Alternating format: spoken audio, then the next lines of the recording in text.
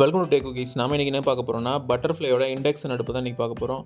அதோட price range 1500 1400 ரேஞ்சில் Amazon ஃப்ளிப்கார்ட்டில் போட்டிருக்காங்க. அதோட லிங்க்கை கீழே டிஸ்கிரிப்ஷனில் ஃபஸ்ட் கமெண்ட் கொடுக்குறேன், தேவைப்பட்ட போய் பாருங்கள். இப்போ அந்த அடுப்பு எப்படி இருக்குது அப்படின்றத அந்த வீடியோவில் பார்க்கலாம்.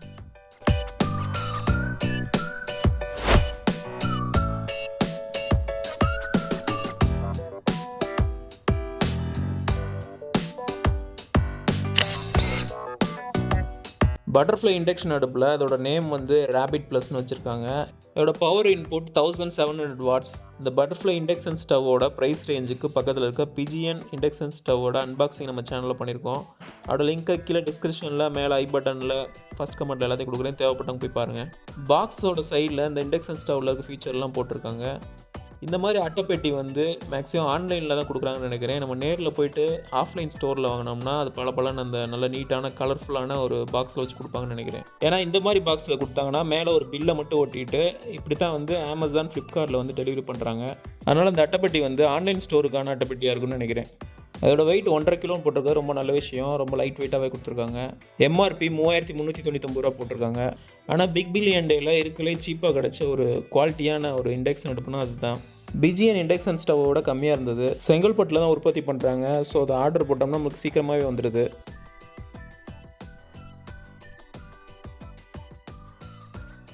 இப்போ இந்த இண்டக்ஷன் ஸ்டவோட பாக்ஸை ஓப்பன் பண்ணி பார்த்துடலாம்.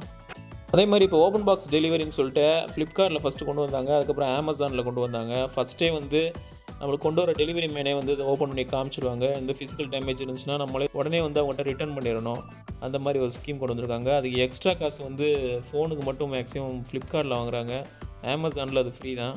ஆனால் ஃபிசிக்கல் டேமேஜை கரெக்டாக நம்ம பார்த்து ரிட்டர்ன் பண்ணல அப்படின்னோம்னா, ஃபிசிக்கல் டேமேஜ் அவங்க போனதுக்கப்புறம் நம்ம பார்த்தோன்னா அது வேஸ்ட்டு. ஃபிசிக்கல் டேமேஜ்னு சொல்லி நம்ம ரிட்டர்ன் பண்ண முடியாது.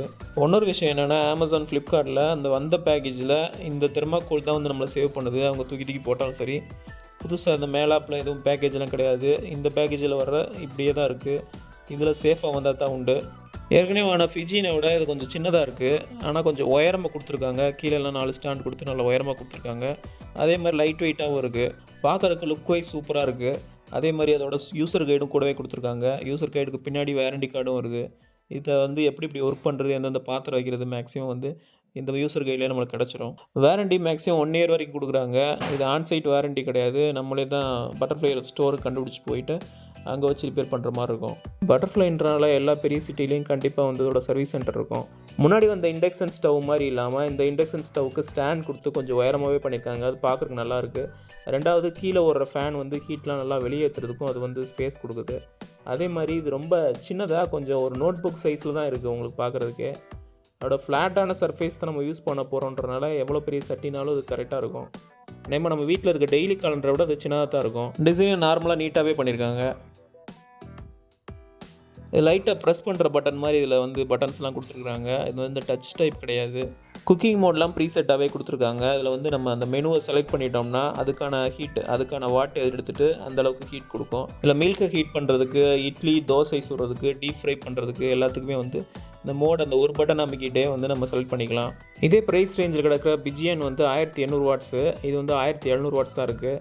அதுலேயே வந்து இதில் ஸ்டார்டிங் பாயிண்ட் வந்து 1700 வாட்ஸ்லேயே ஸ்டார்ட் ஆகுது. அது வந்து 1000 தான் ஸ்டார்ட் ஆகும். நம்ம தேவைப்பட்டுச்சுன்னா எக்ஸ்ட்ரா பண்ணிக்கலாம். அதாவது 1100 1200ன்னு சொல்லிட்டு வாட்டை இன்க்ரீஸ் பண்ணிக்கலாம். இந்த மாதிரி 1700 எடுக்கிற ஒரு எலக்ட்ரானிக் டிவைஸுக்கு கண்டிப்பாக வந்து 16 ஆம்ப் ஸ்விட்சும் 16 ஆம்ப் ப்ளக் பாயிண்ட் வந்து நம்ம வைக்கணும்.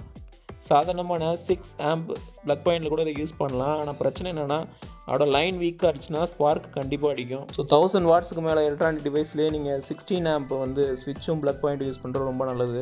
அதே மாதிரி ப்ரீசெட் டைமர்னு சொல்லிட்டு இதில் ஒரு ஃபியூச்சர் இருக்குது. அதன்படி நீங்கள் வந்து 12 நிமிஷம் நீங்கள் செட் பண்ணிவிட்டு முட்டையை வேக போட்டிங்க அப்படின்னா 12 நிமிஷம் அது கரெக்டாக முடிஞ்ச பிறகு அது என்ன பண்ணோம்னா அடுப்பை ஆஃப் பண்ணிவிட்டு டோனும் வந்து காமிச்சிடும். இந்த மாதிரி முடிஞ்சிருச்சு அப்படின்ற மாதிரி. இண்டக்ஷன் அடுப்புக்குள்ள இருக்க ஹீட் வெளியேறதுக்காக பெரிய ஃபேன் ஒன்று கொடுத்துருக்காங்க. இதன்படி வந்து நம்ம என்ன பண்ணணும்னா மெயின் சுவிட்சை வந்து ஒரே ஆஃப் பண்ணிடக்கூடாது. சமையல் முடிஞ்சோடனே ஃபஸ்ட்டு வந்து நம்ம கீழே வந்து பட்டனை ஆஃப் பண்ணிட்டோம்னா ஃபேன் ஓடிட்டு டோட்டல் ஹீட்டையும் வெளியேற்றின பிறகு தான் அந்த ஃபேன் ஆஃப் ஆகும். அது வரைக்கும் நம்ம டைம் கொடுக்கணும். இண்டக்ஷன் அடுப்பை பொறுத்த வரைக்கும் அதில் மேலே வச்சுருக்க பாத்திரத்தை ஹீட் பண்ணாது, உள்ளே வச்சுருக்க பொருளை மட்டும் தான் ஹீட் பண்ணோம். ஸோ பாத்திரத்தை நம்ம எந்த டயத்தில் வேணாலும் தொட்டு தூக்கலாம். ஷாக்கும் அடிக்காது மேலே கிளாஸ் வந்து நம்மளுக்கு கொடுத்துருக்கனால. ஆனால் உள்ளே இருக்க பொருள் மட்டும் ஹீட் ஆகும்போது அதோட சேர்ந்து வெளியே பாத்திரத்தை வந்து அது ஹீட் பண்ணோம். அந்த டயத்தில் மட்டும் நம்ம கவனமாக இருக்கணும். நம்ம சேனலில் ஏற்கனவே பிஜிஎன் அடுப்போட அன்பாக்சிங் போட்டிருக்கா சொன்னேன். அந்த லிங்க்கை கீழே டிஸ்கிரிப்ஷன்லேயும் ஃபஸ்ட் கம்பெனி கொடுக்குறேன், தேவைப்பட்டவங்க போய் பாருங்கள். அதோட அன்பாக்சிங்கும் பண்ணியிருந்தோம். அதோட அப்டேட் இப்போ எப்படி இருக்குது அப்படின்னு சொல்லிட்டு நம்ம ஒரு ஷார்ட்ஸில் வந்து அப்டேட் பண்ணியிருந்தோம். அதோட பிளாஸ்டிக்லாம் பார்த்திங்கன்னா உடஞ்சி ஒன்றுமே குவாலிட்டி இல்லாமல் கொடுத்துருந்தாங்க. மட்டி பிளாஸ்டிக் மாதிரி இருந்தது. சேம் அதே மாதிரி தான் இதோட பிளாஸ்டிக் இருக்குது. அது ஒரு வித பயமாகவும் இருக்குது. இதை கொஞ்சம் நாள் கழித்து உங்களுக்கு இதை வந்து அப்டேட் பண்ணுறேன். இதோட பிளாஸ்டிக் குவாலிட்டி எப்படி இருக்குது அப்படின்றத. மேக்ஸிமம் பட்டர்ஃப்ளைல மட்டி பிளாஸ்டிக் மாதிரி பார்க்க தெரிஞ்சாலும் குவாலிட்டியாக தான் இருக்கும்னு நினைக்கிறேன். ஏன்னா நம்ம கிட்டத்தட்ட ஒரு 10 கிலோ வெயிட்டான பாத்திரத்தெல்லாம் வந்து நம்ம அடுப்பு மேலே யூஸ் பண்ணுவோம். அதோட வெயிட்லாம் தாங்க போகிறது சுற்றி இருக்க அந்த பிளாஸ்டிக் தான். அதான் பிஜிஎனில் நொறுங்க ஆரம்பிச்சிருச்சு. இதில் அந்த மாதிரி நொறுங்காதுன்னு நினைக்கிறேன். ஏன்னா இப்போ என்ன பண்ணுறாங்கன்னா பெரிய கம்பெனி கூட என்ன பண்ணுறாங்கன்னா வெறும் லோகோவை மட்டும் போட்டுட்டு சைனாவில் கிடைக்கிற இந்த பிசிபி போர்டு எல்லாத்தையும் இங்கே கொண்டு வந்து இங்கே வந்து அசம்பிள் பண்ணிவிட்டு மேக் இன் இந்தியா, ஏன் மேட் இன் இந்தியான்னு கூட போட்டு விற்கிறாங்க. அமேசானில் நீங்கள் தேடினீங்கன்னா இதே மாதிரி லுக்கில் உங்களுக்கு வந்து வேறு சைனீஸ் ஐட்டம் கூட கிடைக்கலாம். சேம் கம்பெனி தான் மேனுஃபேக்சர் பண்ணும். ஆனால் லோகோ மட்டும் இது குவாலிட்டியான பிராண்டட் லோகோவை போட்டு கொடுத்துருவாங்க. சுவிட்செலாம் நல்லா ரெஸ்பான்சிவாகவே இருக்குது. மேலே வந்து பாத்திரம் வைக்காதனால ஈவோன்னு சொல்லிட்டு எரர் காமிக்குது. இண்டக்ஷன் அடுப்பில் நார்மலாகவே நம்ம வந்து ஃப்ளாட்டான பாத்திரம் தான் யூஸ் பண்ணணும். கொஞ்சம் உருண்டையான பாத்திரம் கீழே லைட்டாக தான் டச் ஆகும் அப்படின்னீங்கன்னா ஈஓ எரர் காமிக்கும். அதே மாதிரி வேறு எந்த பாத்திரத்துக்கு மாற்றி வைக்கக்கூடாது. எவர் சில்வர் பாத்திரம், இரும்பு பாத்திரங்கள், அப்புறமேட்டு இண்டக்ஷன் பாட்டம் உள்ள பாத்திரம்னு சொல்லிட்டு கிடைக்கும். அந்த பாத்திரம் மட்டும்தான் அதில் ஒர்க் ஆகும். அலுமினியம், காப்பர், இண்டாலியம் பாத்திரம்லாம் அதில் எடுக்காது. உடனே ஈஓ எரர் காமிச்சிரும். அதே மாதிரி ரொம்ப சின்ன பாத்திரங்களும் வந்து இதில் வந்து எடுக்காது. பிஜிஎனில் சின்ன பாத்திரங்கள்லாம் எடுக்கும். இதில் வந்து சின்ன பாத்திரம் எடுக்கல. அதை டெஸ்ட் பண்ணி பார்த்துடலாம். இந்த எவர் சில்வர் டம்ளர் வச்சுட்டு ஆன் பண்ணோம்னா கரெக்டாக ஈஓ எரர் தான் காமிக்குது. பிஜிஎனில் இது வந்து கொதிக்க வைக்கும். ஆனால் இதில் வந்து இது வந்து ஒர்க் ஆகலை.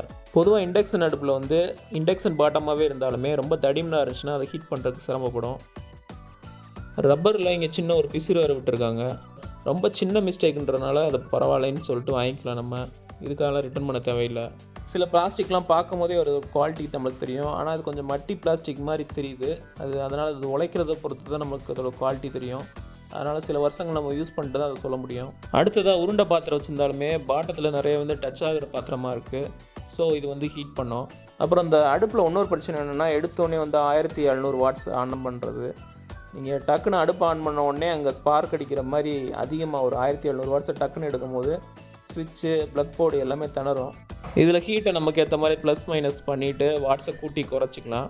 கேஸ் அடுப்போட எனக்கு இண்டக்ஷன் அடுப்பு தான் பிடிக்கும். ஏன்னா ஃப்ரிட்ஜில் வந்து எவர் சில்வர் பாத்திரத்தில் நம்ம வச்சுருக்க பொருளை கொண்டு வந்துட்டு அப்படியே வச்சு ஹீட் பண்ணணும்னா இண்டக்ஷன் அடுப்பில் மாற்றிட்டு ஒரு சுவிட்ச் ஆன் பண்ணால் போதும். அதே மாதிரி நம்ம ஃபாஸ்ட்டாக அதில் ஒர்க் பண்ணிக்கலாம். அடுப்பு பற்ற வைக்கிறது இந்த மாதிரி பிரச்சனைகள் இல்லை. ஒரு பட்டன் அமைக்கிட்டிங்கன்னா உங்களுக்கு ஹீட் ஆயிரும். பட்டன் ஆஃப் பண்ணிட்டா வேலை முடிஞ்சிடும். அதே மாதிரி இது கொஞ்சம் இண்டக்ஷன் அடுப்பு வந்து அதோட ஹீட்டிங் வந்து ரொம்ப ஃபாஸ்ட்டாகவே இருக்கும். இப்போ குக்கிங் மோடை மாற்றும் போது அதோடய வாட்ஸும் வந்து வேரி ஆகுது பாருங்கள்.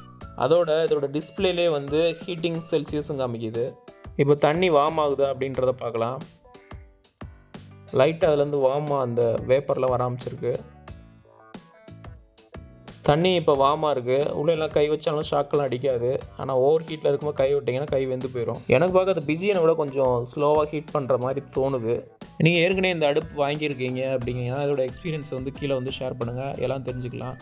அதே மாதிரி பிஜிஎன் வாங்கியிருக்கீங்க, வேறு ஏதாவது அடுப்பு வாங்கியிருக்கீங்க, அதில் நல்லா இருக்குது, நல்லா இல்லை அப்படின்றதையும் கீழே கமெண்ட்டில் சொல்லுங்கள், எல்லோரும் தெரிஞ்சுப்போம். பிஜிஎனில் கூட சுற்றி இருக்க பிளாஸ்டிக் தான் உடஞ்சிருக்கிற மேலே இருக்க அந்த கண்ணாடி பிளேட் மாதிரி இருக்கிறது வந்து சுத்தமாக எதுவுமே கிராக் ஆகலை, சூப்பராக இருந்து உழைச்சது. 4 வருஷம் கழிச்சு ஒரு சைடு பட்டன் ஃபுல்லாக ஹீட்டிங்கில் போச்சு. அதே மாதிரி ஈஓ எரர் அடிக்கடிக்கு வர ஆரம்பிச்சிருச்சு. ஆனால் ஒரு 1100 ரேஞ்சில் தான் வாங்கினேன். கிட்டத்தட்ட 4 வருஷம் நல்லாவே உழைச்சிச்சு. இப்போ கூட அதில் வர்ற ஈஓ எரர் வந்து சரி பண்ணுறதுக்கான ஒரு ப்ரீசெட் மட்டும் மாற்றினா போதும் அப்படின்ற மாதிரி ஒரு ஐடியா கிடச்சிச்சு. அதை வாங்குறதுக்கு வெயிட் பண்ணிக்கிட்டு இருக்கேன். அதை வாங்கின பிறகு அந்த ஒரு வீடியோவும் சேனலில் அப்லோட் பண்ணுறேன்.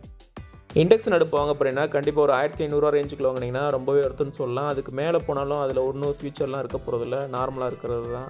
உள்ளே ஹீட் ஆகிட்டு சின்ன சின்ன பபிள்ஸ்லாம் வர ஆரம்பிச்சிருச்சு. இதோட போதும்னு நினைக்கிறேன். கீழே இருக்க ஃபேன் வந்து அதிகமாக சத்தம் இல்லாமல் தான் ஓடுது, ரொம்பலாம் சவுண்டு கிடையாது.